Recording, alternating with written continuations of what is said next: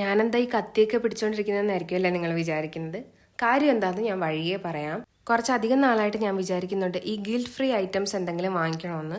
അങ്ങനെ ഇരിക്കുമ്പോൾ വീട്ടിലേക്ക് ഇൻസ്റ്റാമാർട്ട് ത്രൂ കുറച്ച് സാധനങ്ങൾ വാങ്ങിച്ചപ്പോഴാണ് ഈ ഒരു ബ്രാൻഡ് ദ ബേക്കേഴ്സ് ഡസൻ എന്ന് പറയുന്ന ഈ ഒരു ബ്രാൻഡിന്റെ ഒരു സീറോ മൈദ ബനാന വാൾനട്ട് കേക്ക് കണ്ടത്. എനിക്ക് പൊതുവേ ബനാന കേക്കുകളോട് ഭയങ്കര ഇഷ്ടമാണ്. അപ്പോൾ ഞാൻ വിചാരിച്ചു ഇതെന്താണെങ്കിലും ട്രൈ ചെയ്തിട്ട് നിങ്ങളോട് ഇതിൻ്റെ ആ ഒരു ടേസ്റ്റ് ഷെയർ ചെയ്യാമെന്ന്. അപ്പോൾ ഇതിലിവർ പറയുന്നത് പോലെ തന്നെ സീറോ മൈദയാണ്. പക്ഷേ ഇതിൻ്റെ മെയിൻ കാര്യം എന്താണെന്ന് വെച്ചാൽ ഞാനിത് ടേസ്റ്റ് ചെയ്ത സമയത്ത് എനിക്ക് മധുരം തോന്നിയിട്ടുണ്ടായിരുന്നു. അപ്പോൾ ഒരു ഷുഗർ ആഡ് ചെയ്ത ഒരു കൈൻഡ് ഓഫ് ഒരു മധുരം ഇതിനുണ്ടായിരുന്നു. അപ്പോൾ ഞാൻ ഇങ്ങനെ ഇൻഗ്രീഡിയൻസ് ലിസ്റ്റ് നോക്കിയ സമയത്താണ് ഷുഗറാണ് മെയിൻ ഇൻഗ്രീഡിയൻ്റ് ആയിട്ട് ഫസ്റ്റ് തന്നെ ഒരു കൊടുത്തിട്ടുള്ളത്. പക്ഷേ മൈദയ്ക്ക് പകരം കൊടുത്തിട്ടുണ്ടായിരുന്നത് ആട്ടയാണ്.